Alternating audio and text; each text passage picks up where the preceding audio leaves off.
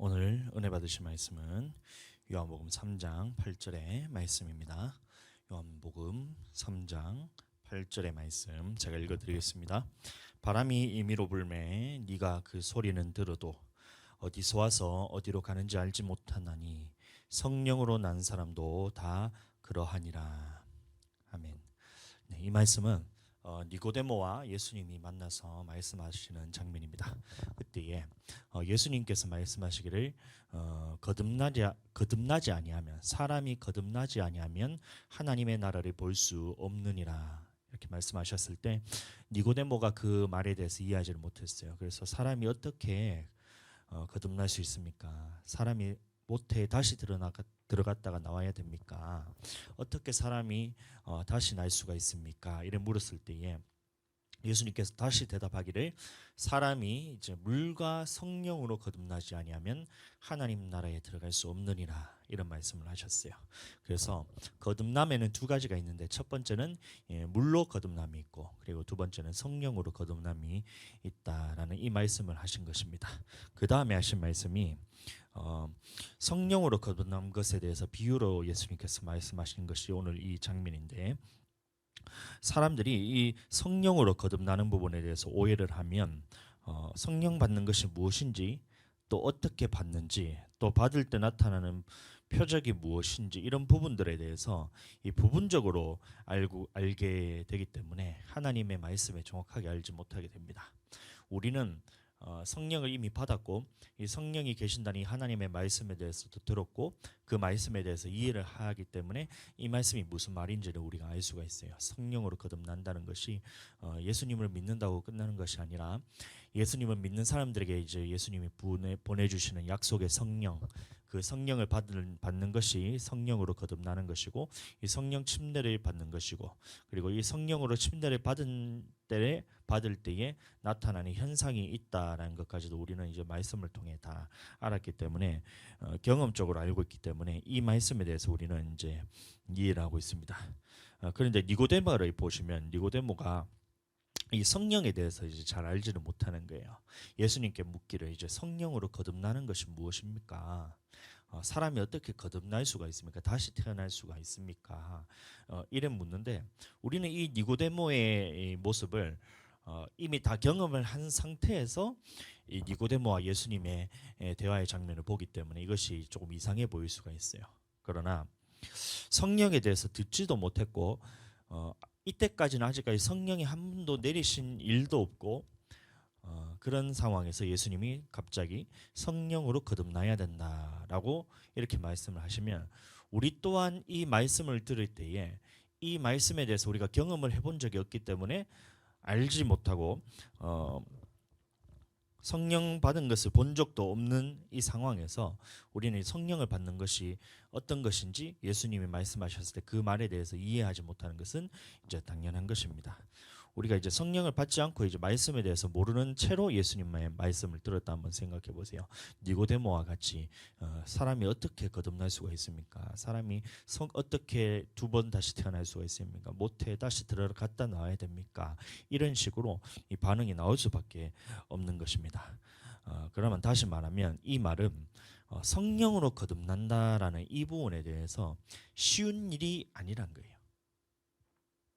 우리는 이미 경험을 통해서 누군가의 경험을 통해서 성령으로 거듭난다는 말도 들었고 성령으로 침례를 받아야 된다는 말도 들었고 이 성령으로 우리가 다시 나지 않으면 천국에 들어갈 수 없다는 말씀도 말씀을 통해서 듣고 그다음에 받는 것도 우리 여러분들은 경험을 통해서 많이 알게 되고 또 방언을 통해서 사람들이 성령 받는 것도 받고 또 이제 안수를 했을 때 성령 받는 것도 보고 이런 여러 가지 경험들을 통해서 이미 우리는 그것이 자리 잡고 있기 때문에 성령을 받는 것에 대해서 이상하게 여기지 않지만 이 니고데모와 예수님이 만났을 때 대화의 장면은 아직 성령이 내리신 일도 없고 성령을 내린 것을 본 적도 없고 성령에 대해서 들은 적도 없는 상황에서 예수님이 성령으로 거듭나야 된다라는 이 말을 니고데모에게 했다는 거예요. 그럼 다시 말하면 이런 경험이 없이 우리는 성령에 대해서 거듭나야 된다, 성령으로 거듭나야 된다라는 말을 들을 때는 이 니고데모와 같은 반응을 가질 수밖에 없다는 겁니다. 어떻게 우리가 사람이 다시 거듭날 수가 있습니까? 성령으로 거듭나는 것이 무엇입니까? 이렇게 예수님에게 다시 질문할 수밖에 없는 거예요. 자, 다시 말하면 오늘날에도 예수님만 믿고 예수님을 주로 고백만 하고 성령에 대해서 성경 안에서 정확하게 알지 못하는 사람들이 받는 이 충격은 성령으로서 거듭나야 된다. 성령으로서 예수님을 믿는 사람들이 성령을 받아야 된다.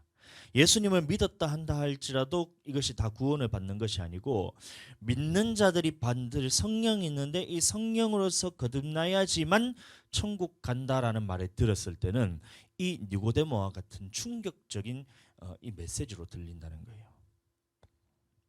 예수님께서 부활하셔서 제자들에게 이르기를 예루살렘을 떠나지 말고 아버지께서 약속하신 바 성령을 기다리라 말씀하셨을 때도 제자들에게 성령이 내리신 일이 한 번도 없었어요. 오순절 날에 마가다락방에 성령이 임하시기 전까지는 제자들도 이 성령에 대해서는 무엇인지도 몰랐고 성령에 대해서 받는 것이 뭔지도 모르고 성령을 받았을 때 나타나는 표적이 무엇인지도 모르고 예수님께 대해서 들은 바가 없었어요. 말씀하시기를 예수님은 살아계셨을 때 아버지께서 약속하신 성령을 기다리라고 하셨는데 성령을 받았을 때에 나타나는 어떤 표적이 나타날 것이다. 방언으로 말을 하게 될 것이라는 말도 하신 적도 없고 성령이 임하시면 너희에게 이런 술 취한 듯한 임재 현상이 나타날 것이라는 말씀도 하신 적 없고 그냥 성령이 너희 아버지께로 받아서 내가 너희에게 보내줄 것인데 예루살렘을 떠나지 말고 아버지께서 약속하신 성령을 기다려라 했을 때 제자들은 이 마찬가지로 충격적으로 들리는 거예요. 도대체 성령이 뭐지? 성령께서 물론 구약에서 예언된 것이 여호와의 영이 임하시고 그 사람들을 쓸 때에 하나님께서 택하신 사람들을 쓸 때에 하나님께서 성령을 보내셔서 그 사람들을 썼을 때 그 부분에 대해서 우리가 보고 듣고 이런 것들에서는 알고는 있지만 이것이 만민에게 모든 사람에게 성령으로서 침례를 주신다. 성령으로서 거듭나게 하신다. 성령을 보내셔서 성령으로서 우리가 이제 충만함을 받고 거듭나게 하신다. 이 부분에서 들었을 때는 제자들이 이것이 어떤 것인지에 대한 아무런 정보도 없이 예수님이 하신 말씀만 듣고 그것을 가지고 믿고 기다리고 있었다는 겁니다.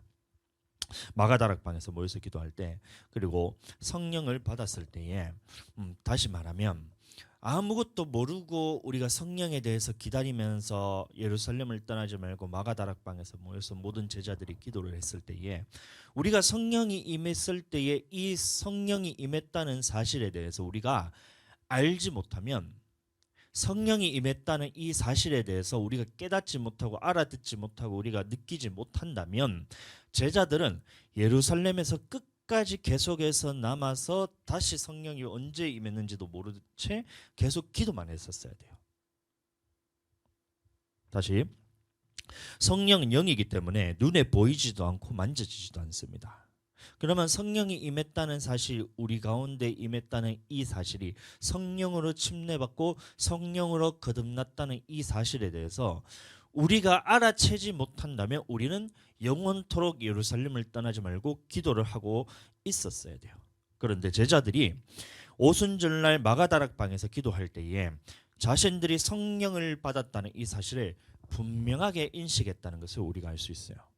사도행전 2장 2절 한번 보시면 어떤 현상이 나타나냐면 호련히 하늘로부터 급하고 강한 바람 같은 소리가 있어 그들이 앉은 온 집에 가득하며 마치 불의 혀처럼 갈라지는 것들이 그들에게 보여 각 사람 위에 하나씩 임하여 있더니 그들이 다 성령의 충만함을 받고 성령이 말하게 하심을 따라 다른 언어들로 말하기를 시작하니라. 아멘. 다시 말하면 제자들이 이 성령에 대해서 아무런 지식도 없고 이 니고데모와 같이 성령으로 거듭나야 된다는 말을 들었을 때에 도대체 성령이 무엇입니까? 성령으로 거듭나는 것이 무엇입니까? 성령이 우리에게 임하셨을 때 나타나는 것이 무엇입니까? 어떻게 사람이 거듭날 수 있습니까? 이런 반응을 가졌던 사람들에게 또 제자들이 예수님이 예루살렘을 떠나지 말고 아버지께서 약속하신 성령을 기다리라 했을 때 도대체 성령이 보내주신다는 것이 도대체 무엇인가요? 아버지께서 약속하신 성령을 보내주신다는 것을 알았는데 내가 이것을 어떻게 알 수 있습니까? 성령을 받았을 때에 아버지께서 약속하신 것은 알겠는데 내가 성령으로서 침례를 받았다는 이 사실에 대해서 내가 어떻게 알 수 있습니까? 이것에 대해서 아무것도 몰랐다는 거예요. 그런데 예루살렘을 떠나지 말고 않고 기도를 했을 때에 성령이 임했을 때 나타나는 현상을 통해서 이 제자들이 자신들이 성령을 받았다는 것을, 성령으로 침례를 받았다는 것을, 성령으로 거듭났다는 이 사실을 분명하게 깨달았다는 거예요. 그래서 처음 성령이 임했을 때 제자들에게 나타났던 현상입니다. 보시면 첫 번째로는 하늘로부터 급하고 강한 바람 같은 소리가 있었다라고 말하고 있어요. 그리고 두 번째로 각 사람 위에 불의 혀 같은 것이 갈라진 것들이 위에 있는 것을 보았다라고 말하고 있어요. 그런데 이 현상은 이 오순절날 마가다락방에서만 나타나는 현상이었어요. 바람 같은 소리가 있고, 그다음에 불의 혀 같은 것이 갈라진 것이 이제 사람의 눈에 보이고, 이런 현상들은 오순절날 마가다락방에서만 임했을 때 나타났던 현상이고, 세 번째 현상이 있었는데 뭐냐면 성령을 따라서 각기 다른 언어들로 말하기를 시작하더라, 이런 말하고 있어요.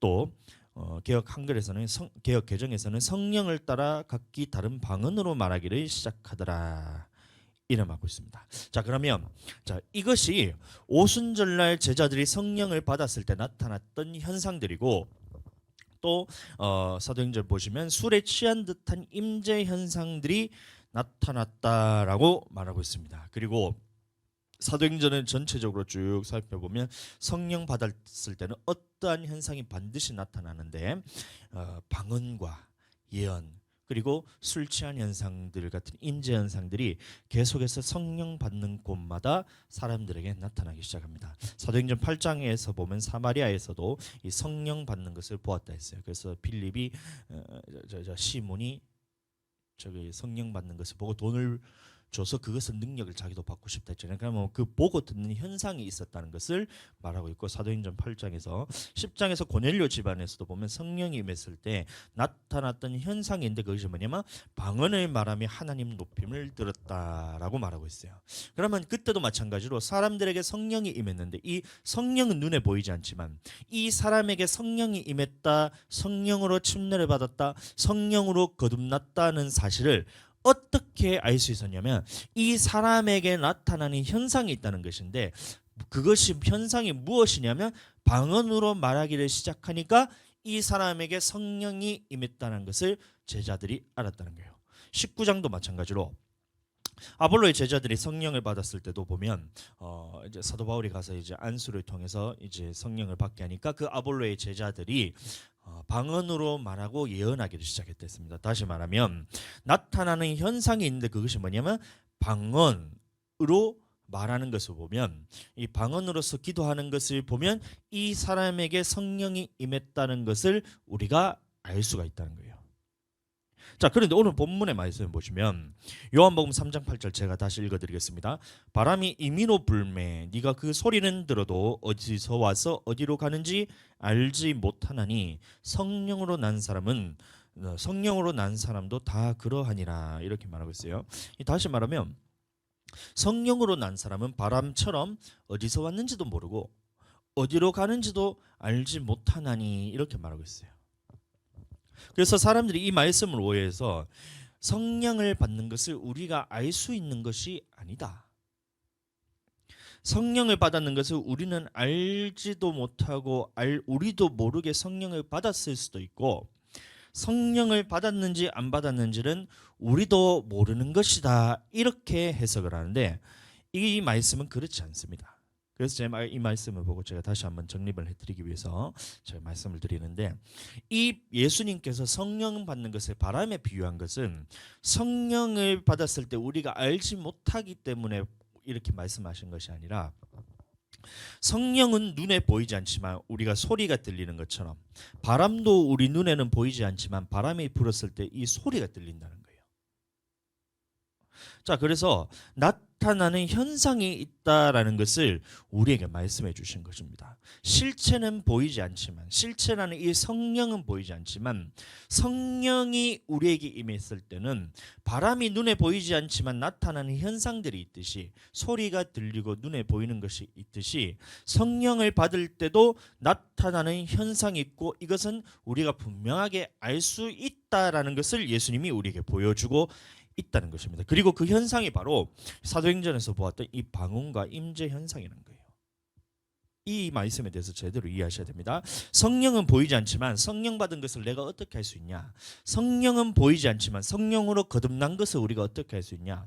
성령은 보이지 않지만 성령으로 침례받았다는 이것을 우리가 어떻게 알 수 있냐? 이것을 보면 성경 전체적으로 보면 두 가지로 요약되는데, 첫 번째는 뭐냐면 방언으로서 성령의 말하게 하심을 따라서 우리가 알지도 못하는, 하나님께서 내 혀를 장악하셔서 하나님께서 나의 말을 내가 말하고 싶은 대로 말하는 것이 아닌 하나님께서 나를 혀를 장악하셔서 말하게 하심을 따라 말하는 것을 볼 때에, 방언으로서 말하는 것을 볼 때에 이 사람이 성령으로서 거듭났구나, 성령으로서 침례를 받았구나, 성령으로서 충만함을 받았구나라는 것을 알 수 있다는 거예요. 그런데 어떤 사람이 이 성령 받은 것에 대해서 제대로 알지 못하면 이런 경우가 나타납니다. 이런 현상들이 나타나는데, 마치 성령 받은 것을 어떤 우리의 성화의 과정이나 이 성령의 열매를 맺는 것을 보면 그 사람 속에 성령이 있다, 성령 충만 받았다, 성령으로 침례 받았고 성령으로 거듭났다라는 것을 이 성령의 열매와 자꾸 이제 연관을 시키는 거예요. 물론 성령 침례를 받아야 성령의 열매를 맺을 수가 있습니다. 그런데 이 성령의 열매가 나타나는 것은 어떨 때는 나타나기도 하고 어떨 때는 나타나지 않을 때도 있어요. 여러분들도 마찬가지잖아요. 여러분들도 살아가다 보면 어떨 때는 사랑이 막 속에서 넘칠 때가 있잖아요. 그래서 이 사람도 보고 사랑스럽고 저 사람을 봐도 사랑스럽고 모든 사람이, 세상이 다 아름답게 보일 때가 있어요. 그런데 어떨 때는 보면 성질이 내 속에서 올라와서 이것을 주체하지 못하고 이것이 분나는 대로 그대로 해붙이기도 하고, 내 속에 올라오는 성질대로 그냥 생각의 꼬리를 물고 이렇게 나를 장악하면서 이게 분내는 것을 이것을 이제 원통한 것을 풀지 못하고 이런 것들이 내 속에서 올라올 때도 있어요. 그러면 이때는 그러면 어떻게 되냐 말이에요. 다시, 우리에게 나타나는 현상들이 있어요. 이게 성령의 열매라고 말하는데, 성령의 열매가 뭐예요? 사랑이라 화평, 오래 참음, 자비, 양선, 충성, 온유와 절제니, 이렇게 해서 9가지 열매가 있잖아요. 그래서 이런 것들이 나타나면 이 사람은 성령을 받은 것이다 라고 말하는데, 여러분들 그것은 이 성경에 대해서 오해를 하는 것이에요. 물론 성령이 임해야 성령의 열매가 나타나는 것은 맞지만, 성령의 열매가 나타난다고 해서 이 사람이 성령으로 거듭났느냐 라고 하면 이것은 다른 문제란 거예요. 왜냐하면 그것은 나도 알지 못한다는 거거든요.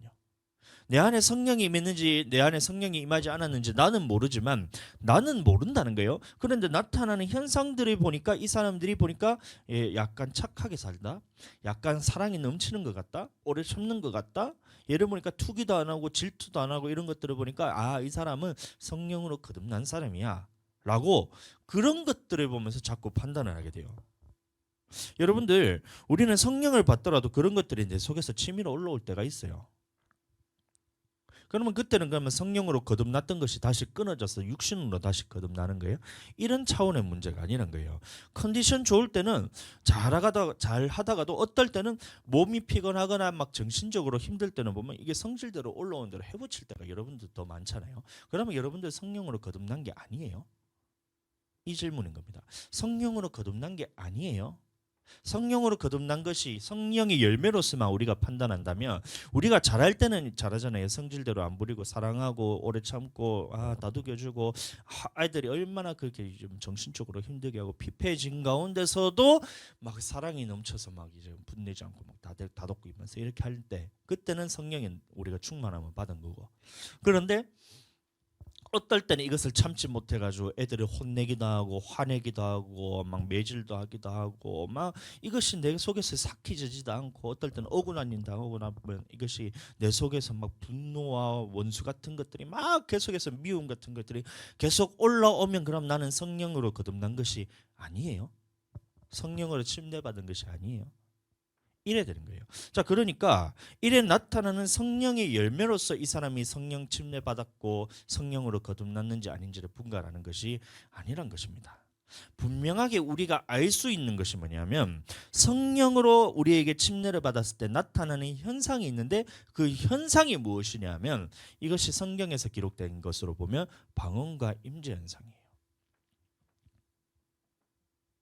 또 반대로 보시면 여러분들 성령을 받지 않았는데 날 때부터 심성이 착한 사람들이 있어요. 자기 말하는 것에서 실질적으로 이렇게 해붙이지 못하는 사람들도 있잖아요. 우리 교회도 보면 딸내미 중에 하나가 자기 의견에 대해서 제대로 이것을 해붙여서 이렇게 내지를 못해요. 자기는 이것을 억울한 일을 당해도 그냥 속으로 삭히면서 울면서, 근데 다른 사람 앞에서는 말을 못하면서 보면, 그러면 이 사람은 그러면 날 때부터 이 부분에서 성질대로 안 해붙이니까 그러면 이 사람은 날 때부터 성령 받은 사람이에요. 이래야 된다니까요. 그리고 오래 참는 건 여러분들 기독교인들보다 더 잘 참는 사람들은 천지빛깔이에요. 세상에 보면 천지빛깔입니다. 제일 잘 참는 사람 어디 가면 볼 수 있는지 아세요? 절에 가면 잘 참는 사람 수로 빽빽합니다. 여러분들 기독교인들은 성질 나는 대로 다 해붙이잖아요. 자기들이 구원 받았다 생각하기 때문에 이런 성질 내는 것에 대해서는 구원과 상관없다 여기니까 올라온 대로 그냥 해붙여 버리잖아요. 그러니까 어떤 큰 교회 같은 게 가서 보면 은혜 받고 와서 은혜를 다 어디 쏟냐면 주차장에 다 쏟는다는 거예요.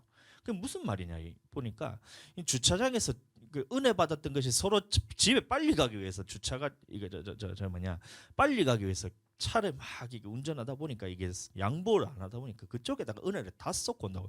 주차장이 은혜가 가장 넘치는 자리 이러니까 그러면 그 기독교인들의 모습을 봤을 때 이런 참지 못하는 것들이 나타나는데, 그러면 절에 가면 아주 자기들이 수행 이런 것들을 통해서 오래 참는 것에서 훈련은 굉장히 잘 돼 있어요.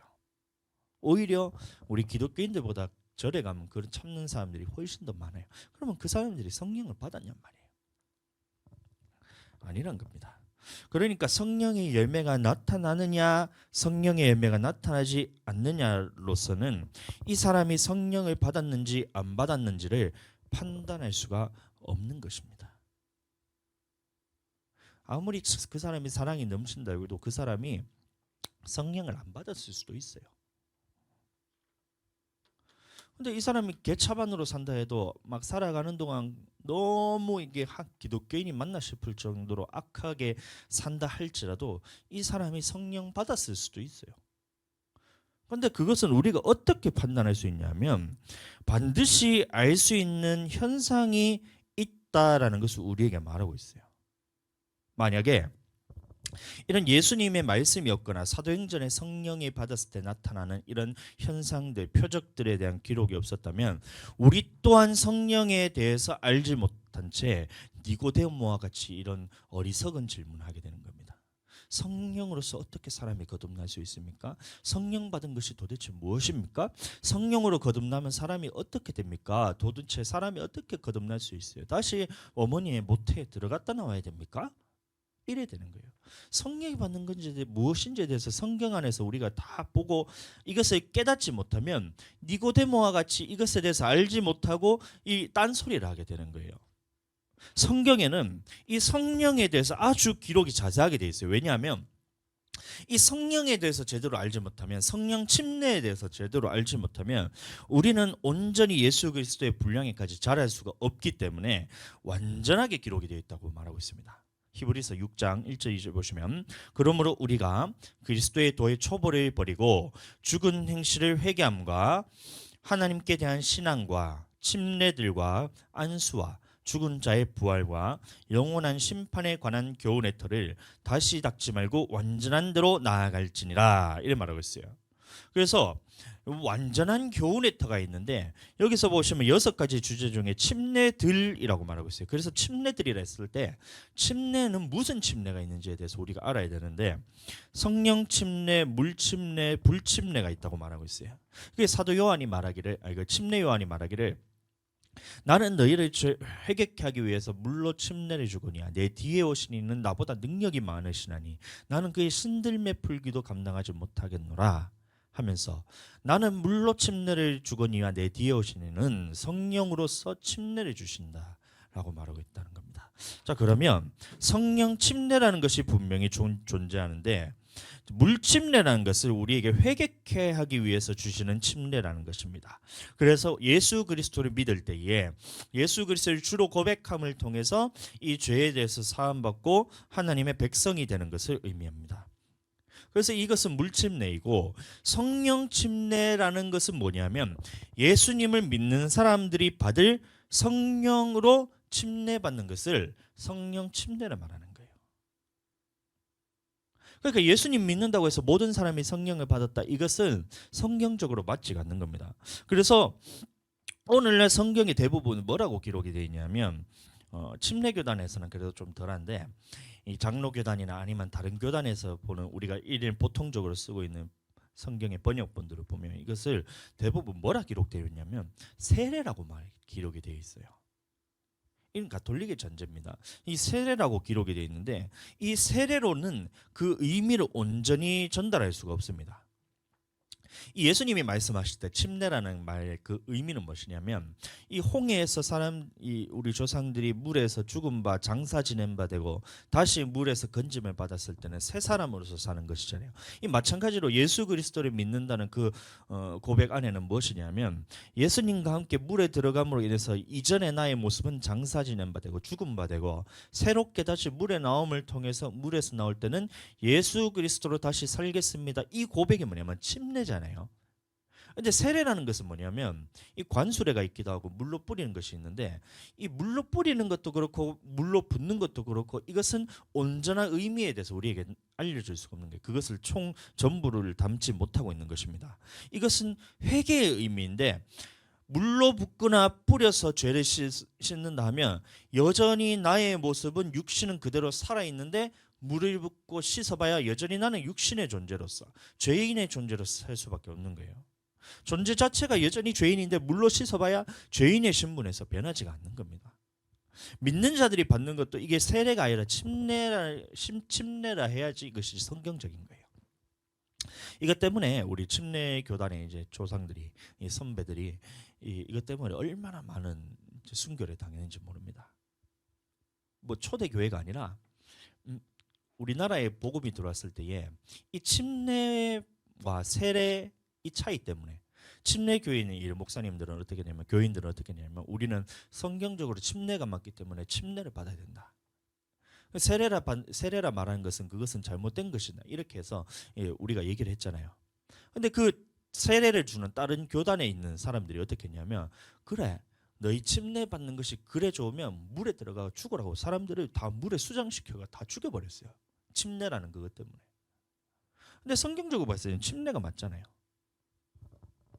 물론 우리가 이제 구원받기 위해서 물론 모든 사람들이 다 침례를 받아야지만 구원받는다, 이것은 아닙니다. 예를 들어서 이 병실에 죽어가는 이제 어르신들 있잖아요. 숨이 꼴딱꼴딱 넘어가는데 예수님을 믿었으니까 우리 이제 침례 줍시다 하면서 그 죽어가는 병상에 있는 할아버지를 데리고 가서 물에 빠져보면 그대로 이제 안 그래도 넘어가려는 숨이 꼴딱꼴딱 하다가 물에 들어가 버리면 어떻게 되겠어요? 진짜 침례 받을 수가 있잖아요. 숨 넘어갑니다. 그러니까 이런 형식에 대해서는 얽매일 필요가 없지만 그 의미에 대해서는 분명해야 되는 것이 뭐냐면, 침례의 의미는 나는 이전에 나에 있던 삶은 죽고 다시 예수 그리스도로 살겠다는 이 의미가 담겨 있어야지 이 침례의 그 원 의미가 그대로 적용이 되는 거예요. 세례로서는 이것이 그 의미가 분명하게 전달이 되잖아요. 여전히 죄인의 삶에 살면서 육신의 삶을 살지만 그대로 씻기만 하고 물만 뿌리면 이것이 내가 깨끗해지는 것이, 존재가 변화되는 것이 아니잖아요. 그래서 침례라는 말이 맞는데, 마찬가지로 성령 세례라 말해도 이것이 온전한 의미를 담아낼 수가 없는 것입니다. 성령으로 세례 받는다면, 여러분들 세례가 뭐예요? 이거 물로 뿌리는 거잖아요. 뿌리는 거. 그리고 관수례는 이렇게 물로 붓는 거잖아요. 그러면 성령 세례를 받든 성령으로 물을 붓든 간에 이것이 나를 온전히 장악해서 완전히 잠기게 된다는 이 의미에 대해서 담을 수가 없는 거예요. 성령 세례라니까 나는 육신은 그대로 사는데 성령으로서 살짝 뭉치면 내가 그러면 성령으로 이게 충만 받는 거예요. 이렇게 생각한다니까요. 그러니까 성령 세례라는 말도 이게 성경적으로는 잘못됐다니까요. 성령으로서 우리가 붓는다 해서 관수례를 하는 것도 마찬가지로 성령으로 암만 부어봐야 내 몸이 잠길 때까지 부어봐야 언제까지 부어야 되겠어요. 이것이 다 쉽게 들어가서 또 흘러가 버리잖아요. 나의 존재 자체는 변하지 않는데 거기에다가 암만 부어봐야 이것이 의미가 그대로 전달이 안 된다니까요. 근데 오늘날 많은 이 번역본들이 뭐라 되어 있냐면 성령 세례라 되어 있으니까 이 육신은 그대로 살면서 성령을 자꾸 내 안에 뿌리는 것으로 생각합니다. 육신은 그대로인데 성령을 내 안에 붓는 것으로 생각해요. 여러분들 물을 아무리 많이 부어봐야 내가 온전히 젖을 수가 없고 온전히 변화될 수가 없는 거예요. 이것도 마찬가지로 성령 침례라 해야 온전한 의미가 전달이 되는데 성령 침례라는 말은 뭐냐면 마찬가지로 죽으면서 예수 그리스도와 함께 물에 들어가면서 죽음과 그럼 다시 나왔을 때 이것이 다시 우리가 예수 그리스도를 살겠습니다. 이 고백인 것처럼 성령 침례라는 말도 뭐냐면 완전히 성령에 사로잡혀서 성령으로만 살겠습니다. 나의 육신에 대해서는 완전히 죽음을 선포하고 성령으로서 완전히 나를 장악해서 성령으로만 살겠습니다. 이게 뭐냐면 성령 침례라는 거예요. 푹 잠겨서 성령으로 사는 것을 의미합니다. 그래서 성령 충만이라 말하기도 하고 성령 침례라 말하기도 하고 성령으로 거듭났다라고 말하는 것도 이 성령 침례라는 이 말 안에 그 모든 것들이 다 담겨 있는 거예요. 여러분들 우리가 육신에 아무리 성령을 물로써 이렇게 부어봐야 뿌려봐야 내 육신대로 살아가게 된다면 이것이 성령을 침례받은 것이 아니라는 거예요. 성령 충만이 아니라니까요. 이 보세요. 이게 단어 차이 하나만 해도 벌써 온전한 대로 나아가지 못하잖아요. 침례를 했을 때 세례라는 말로 이것이 더 바뀌게 된다고 하면 그 말만 해도 보세요. 내가 죽었다가 다시 예수 그리스도 사는 것이 침례인데 이것을 세례로 바꾸니까 나는 죽지 않고 내 행실만 자꾸 바꾸는 거예요. 손 씻는 행위, 발 씻는 행위. 그게 이제 베드로에게 예수님이 이제 제자들의 발을 씻길 때 말했잖아요. 제자들의 발을 씻길 때에 주여 내 발뿐만이 아니라 내 몸도 씻어 주시옵소서 할 때 온몸이 씻은 자는 발만 씻으면 된다고. 온몸이 깨끗한 자는 손과 발만 씻으면 된다 했잖아요. 그럼 온몸이 깨끗해지는 것이 뭐냐면 예수 그리스도를 믿고 침례받음을 통해서 존재가 새롭게 깨끗한 존재로 바뀌는 것이 이게 침례인데 이것을 세례라 생각하니까 자기는 변하지 않는 거예요. 육신의 대로 그대로 끌려 살면서 예수님 믿기 전과 삶은 그대로 내 인생을 살면서 예수 그리스도를 묻히는 거잖아요. 예수 그리스도를 내 안에 뿌리는 거잖아요. 그러니까 어떻게 이것이 사람의 마음의 심령에 이거 양심의 깨끗함을 입을 수가 있겠어요? 내 식대로 살아가면서 예수님을 내 안에 뭉쳐놨는데 이게 예수님을 믿는 게 아니라니까요. 예수님을 믿고 침례받는다는 의미는 뭐냐면 나는 죽음을 선포하고 예수 그리스도로 다시 살아가고 내 예수님으로 다시 살아날 때 다시 묻는 이 죄들에 대해서 내가 묻는 것이지. 이게 예수님을 믿는 것인데 이것을 세례라고 번역해 놓으니까 여전히 육신으로서 살아가면서 나는 존재는 죽지가 않아요. 하나님 앞에서 죽음이 선포가 되지 않아요. 내 식대로 내가 원하는 대로 다 이끌면서 살아가면서 예수님의 피에 대해서 살짝만 뭉치니까 이것이 어떻게 존재가 변화가 될 수 있겠어요? 죄인의 삶을 그대로 살아가는 것이죠. 보세요. 단어 차이만 해도 이렇게 온전한 대로 나아가지 못하는데 이게 다 좋아요. 근데 성령에 대해서 성경에 분명하게 온전하게 다 기록이 되어 있는데 이 말씀에 대해서 우리가 온전하게 이해하지 못하고 부분적으로 알거나 알지 못하거나 잘못하고 알고 있다. 그렇게 돼버리면 우리 신앙생활의 방향 자체가 완전히 뒤틀려 버립니다. 여러분들 이 성령에 대해서 완전한 대로 나아가라는 말은 뭐냐면 성령에 대한 모든 하나님의 말씀이 완전하게 기록이 되어 있다는 거예요. 그러니까 이 교훈의 틀을 다시 닫지 말고 완전한 대로 나아가라는 말은 뭐냐면 이 성경 말씀에 하나도 더하거나 빼지 말고 온전하게 기록이 되어 있으니 이 온전하게 기록된 말씀에 대해서 네가 알아야 된다는 말입니다. 그런데 성령에 대해서 온전하게 알지 못하고 부분적으로 알고 잘못 이해하게 되면 이 온전한 하나님의 말씀과 다르기 때문에 우리의 구원과 우리의 하나님 앞에서 신앙생활이 완전히 뒤틀려 버려요. 하나님께서는 창조 때부터 창세 때부터 지금까지 이 구원의 계획이 변화가 없으십니다. 이 천지 만물을 창조하기 전부터 예수님이 함께 계셨고 하나님과 함께 이 세상을 창조하셨고 어떻게 해야 우리가 이 죄와의 싸움에서 이게 천국으로 가는지에 대한 이 모든 계획이 창세 이전부터 하나님께서 다 계획해 놓으셨어요. 우리가 이 한 사람이 영원히 구원받기 위한 이 계획이 지금 죄를 지어서 하나님께서 그 계획을 틀은 것이 아니라 우리를 창조하기 전부터 하나님께서 세상을 창조하기 전부터 구원은 어떻게 받는다는 이 사실에 대해서 전부 다 하나님께서 온전한 길로 계획을 해놓으셨어요. 이것을 믿으셔야 됩니다. 그래서 이 땅에 살아가는 동안 이 죄에 대해서 이기는 방법은 어떤 방법이 있고 이 죄와 싸우는 방법이 어떤 것이 있고 마귀라는 놈이 존재하는데 이 마귀와 싸워서 이길 수 있는 방법이 어떤 것이 있고 이 마귀와 싸우는 무기가 무엇인지에 대해서 성경에 다 기록했는데 이것을 창세 전부터 하나님께서 모든 구원 사역에 대해서 다 계획해 놓으시고 우리에게 알려주신 말씀이 바로 이 성경이란 거예요. 그리고 내 영혼이 구원받기 위해서 마귀와 싸워서 이겨야 되는데 공격할 수 있는 유일한 무기가 바로 이 성령이란 겁니다. 에베소서 6장 나오는 전신갑주 이야기가 나오잖아요. 이 다른 말씀들은 뭐냐면 전부 다 나를 방어하기 위한 수단이에요. 나를 방어하기 위한 수단입니다. 이 믿음의 방패를 통해서 불화살에 쏘는 것을 막았고 위에서부터 뭐예요? 이 구원의 투구를 먼저 써야 된다 하잖아요. 뭐 의의 흉배, 진리의 허리띠, 평안의 복음의 신발, 믿음의 방패를 가지고 이렇게 말하잖아요. 그런데 단 하나 공격 수단이 있는데 그게 뭐냐면 성령의 검이라 말하고 있습니다. 에베소서 6장 17절 구원의 투구와 성령의 검 곧 하나님의 말씀을 가지라 이런 말하고 있어요. 자, 이 말씀도 거꾸로 해석하시면 안 됩니다.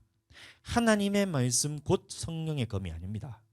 여러분들 하나님의 말씀 곧 성령의 검이 아니라 성령의 검 곧 하나님의 말씀을 가지라 해요. 다시 말하면 이 성령의 검이 바로 하나님의 말씀인데 이게 유일한 공격 수단이 바로 성령의 검 곧 하나님의 말씀이라고 말하고 있어요. 그 말이 무슨 말이냐면 우리는 성령이 없으면 이 성령의 검을 가지지 않으면 하나님의 말씀도 가질 수 없다는 말이에요. 하나님의 말씀을 공부하고 연구하고 이것을 내가 막 신학자들 말은 말대로 막 해가지고 많이 연구해서 하나님의 말씀을 딸딸 외운다 한다 할지라도 하나님의 말씀을 가진 것이냐 그것이 아니라 성령을 검을 내가 가지지 않으면 하나님의 말씀을 가지지 않은 것이다 라고 여러분들 이해하셔야 돼요. 이게 거꾸로 되면 안 됩니다. 하나님의 말씀을 부지런히 보면 내가 성령의 검을 가진 것이냐 그 말이 아니란 거예요. 내 안에 성령께서 내게 깨닫게 해주시지 않으면 하나님의 말씀을 가질 수가 없다는 말이고 이게 공격무기잖아요. 유일한 성령의 검이 공격무기인데 공격무기가 없으면 우리가 어떻게 되면 신앙생활을 하면서 마귀를 대적해서 우리가 싸워서 이길 수가 없다는 말입니다.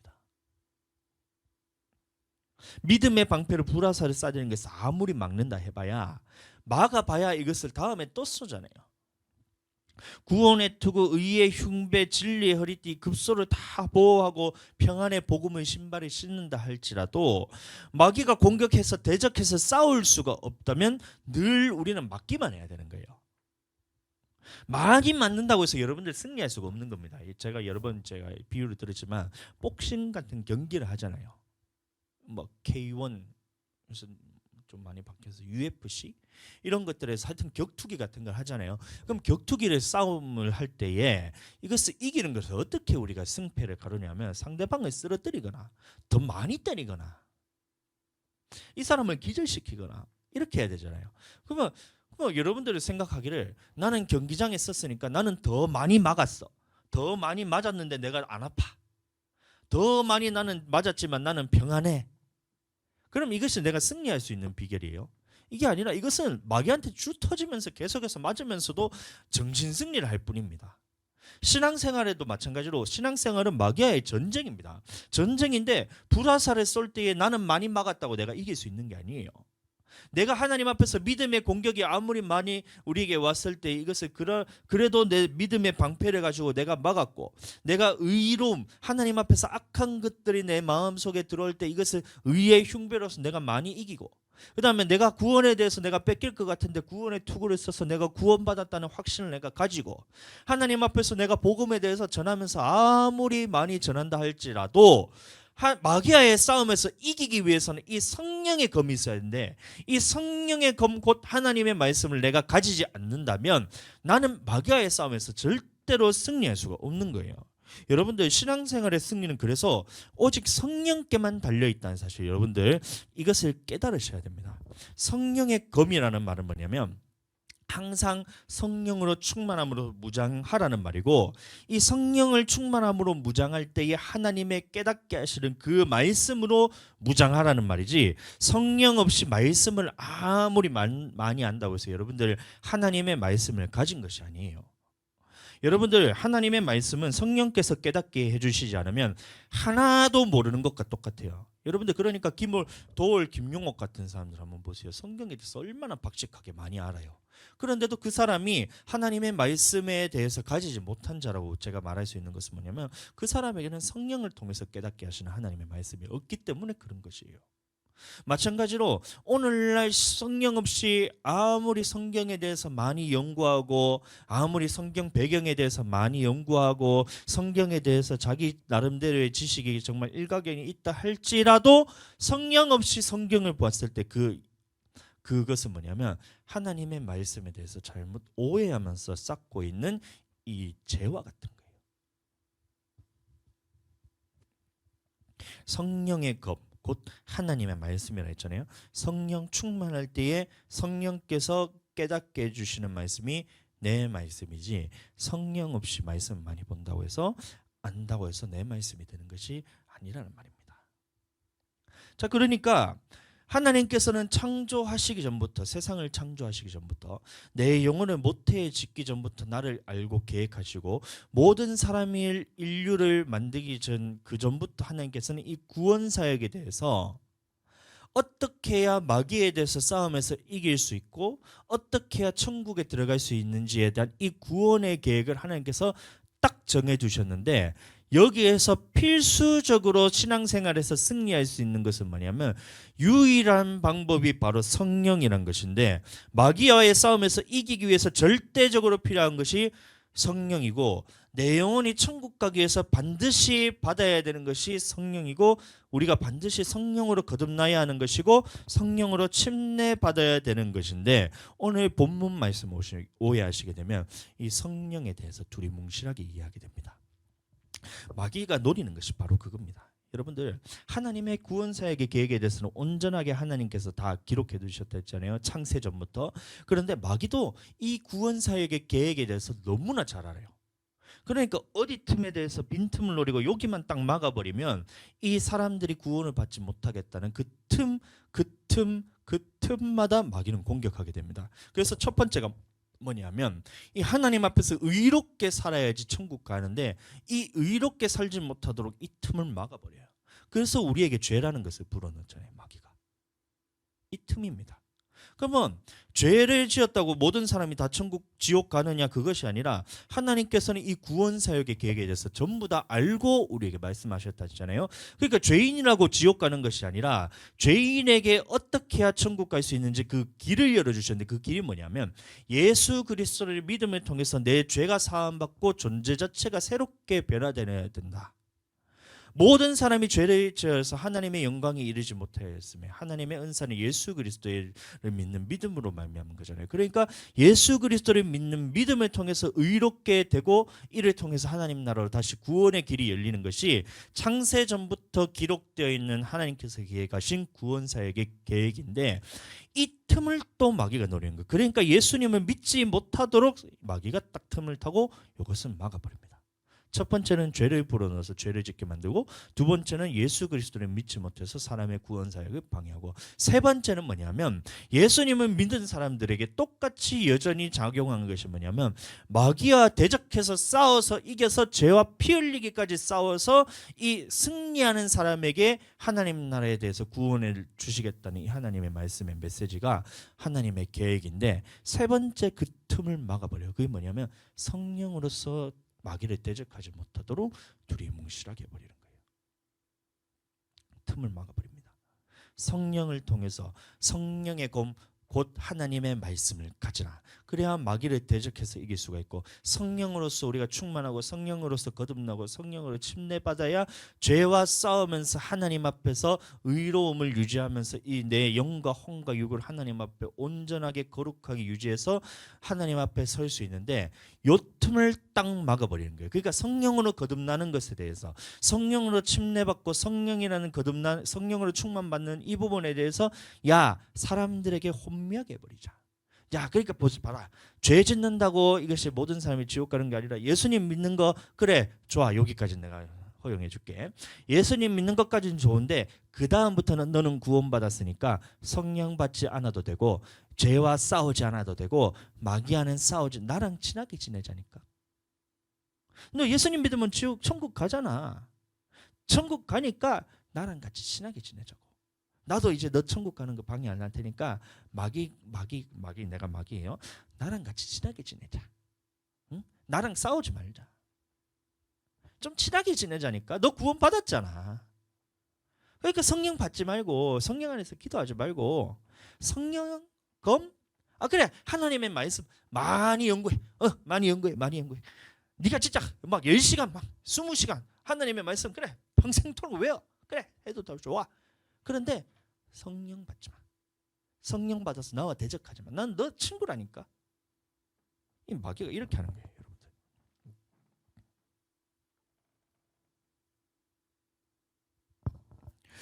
여러분들, 이 두리뭉실하게 이해하게 되면 마귀가 노리는 것이 바로 그거란 겁니다. 요한복음 3장 8절 한번 제가 다시 읽어드리겠습니다.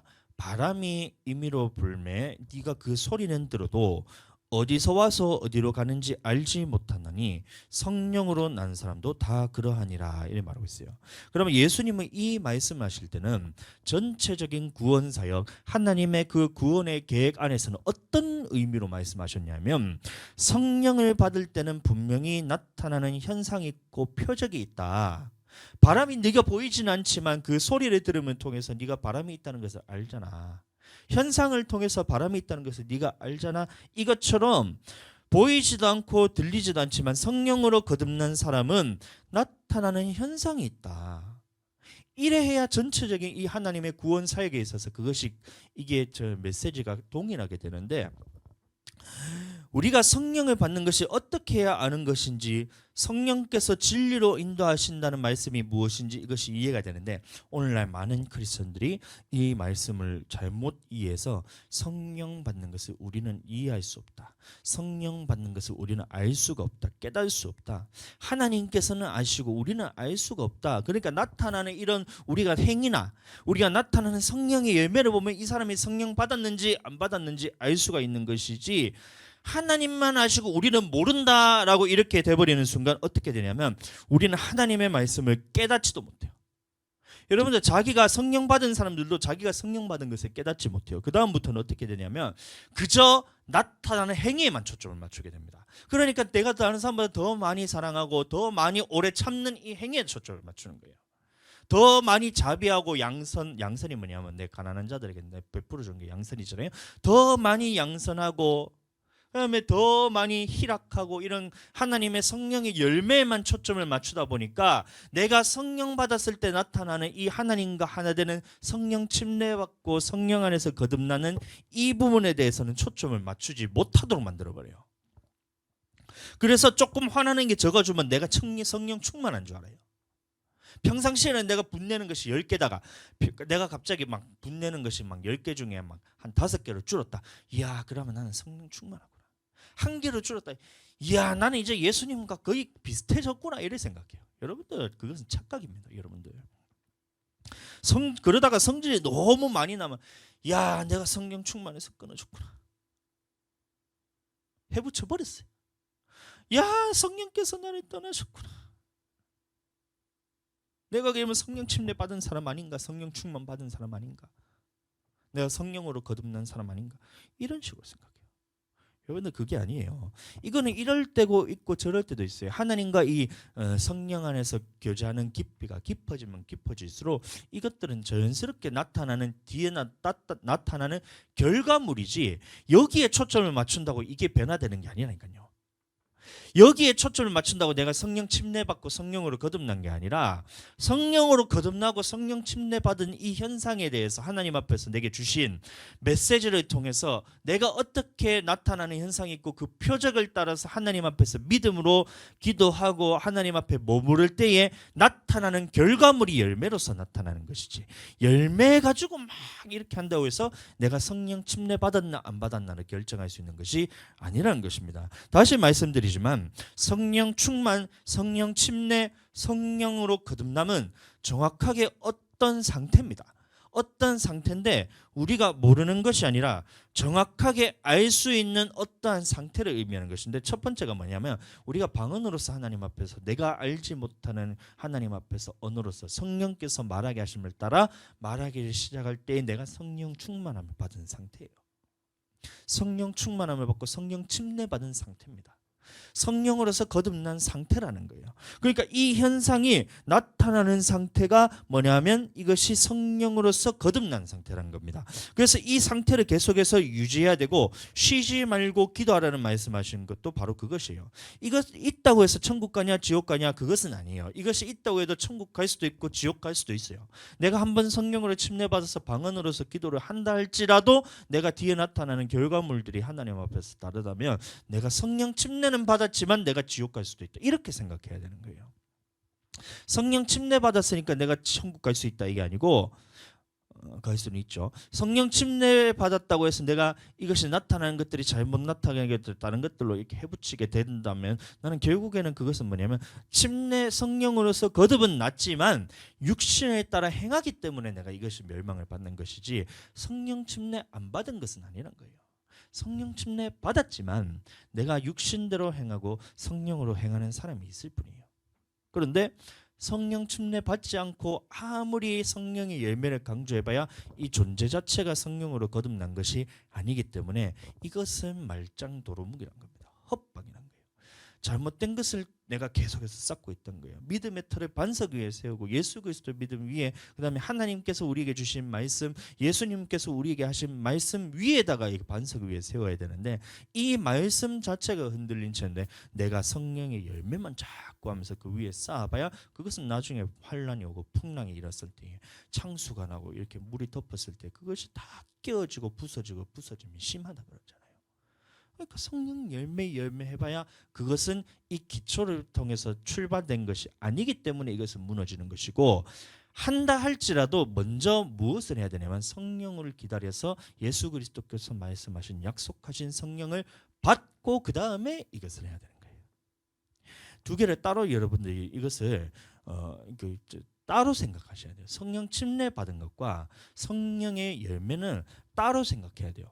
그러나 이것이 완전히 따로는 아닌 것이 성령 침례받고 이 안에서 하나님과 머무는 것이 그 교제가 깊어지면 깊어질수록 나타나는 결과물로서 열매가 나타나는 것이고, 열매를 보면 내가 얼마나 하나님과 교제가 깊어졌는 것을 알 수는 있지만 이것이 성령 침례 받았느냐 안 받았느냐를 결정하는 문제는 아니란 겁니다.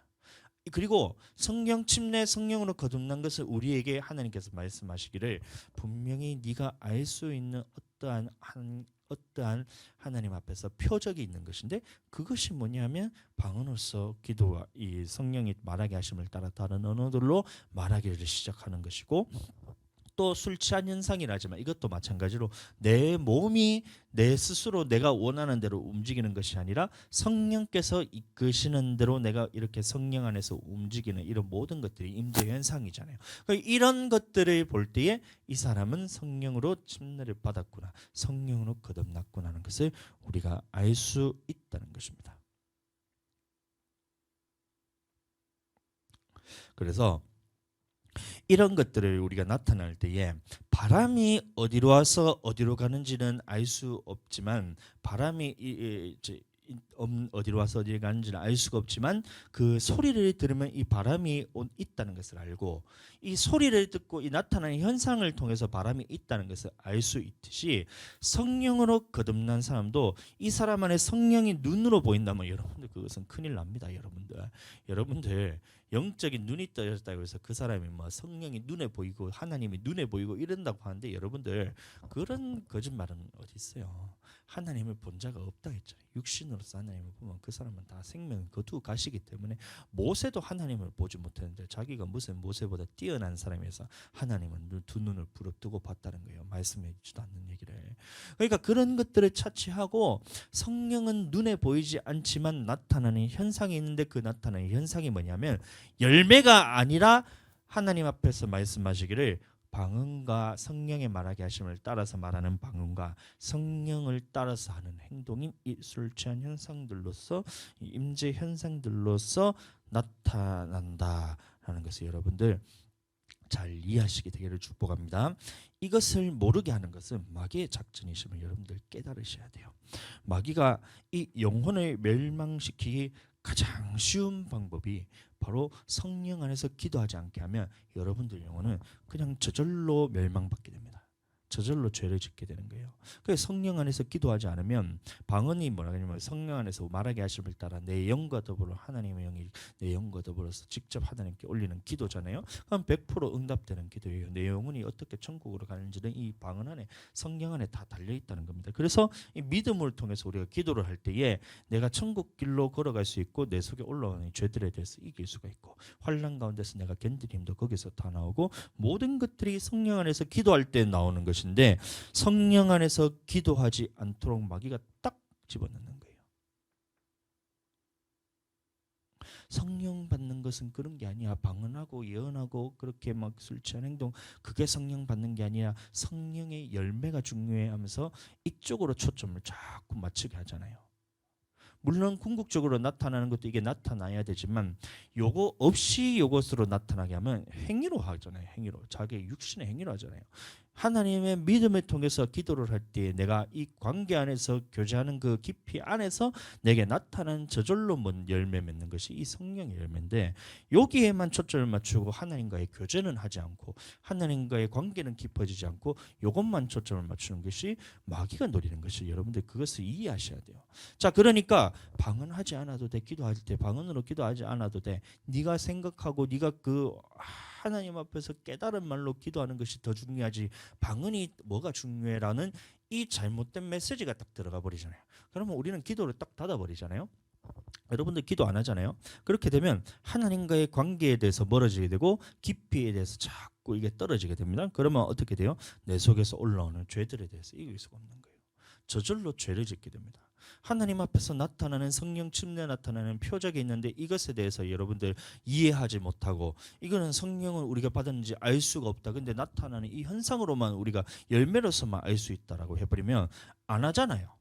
안 하게 되면 하나님과의 관계가 안 깊어지잖아요. 하나님과의 살아계심이 안 알아지잖아요. 그러면 어떻게 돼요? 내 속에서 올라오는 육신의 것들이 나를 사로잡아가는 거예요.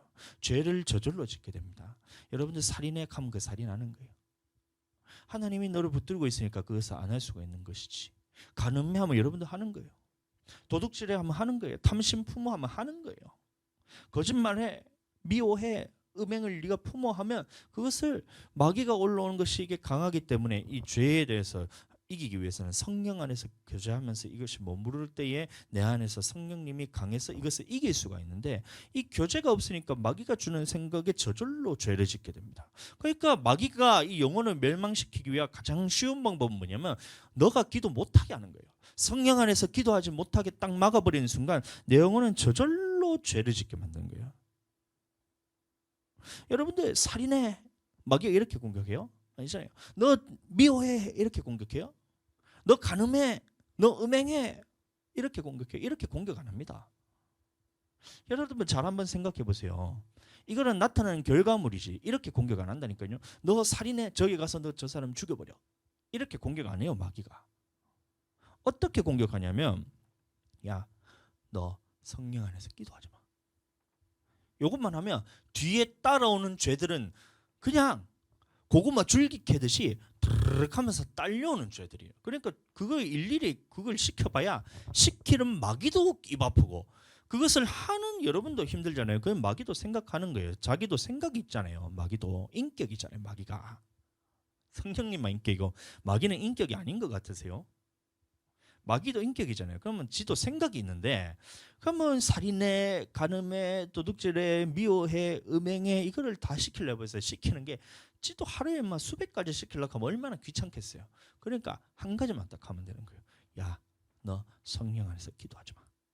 너 그래 성령 그거 사람아 그거 이거 방언한다고 그게 성령 받은 거 아니야. 성령 침례 받은 거 아니야. 응? 아 그래 그 봐봐 성령 안에서 기도한다면서 방언이 성령 받는다고 얘기하는 사람 그거 성경 모르는 사람이야. 은사주의자야.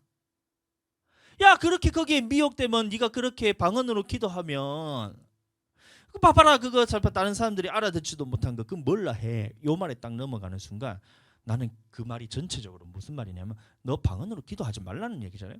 방언으로 기도하지 마. 성령 안에서 기도하지 마.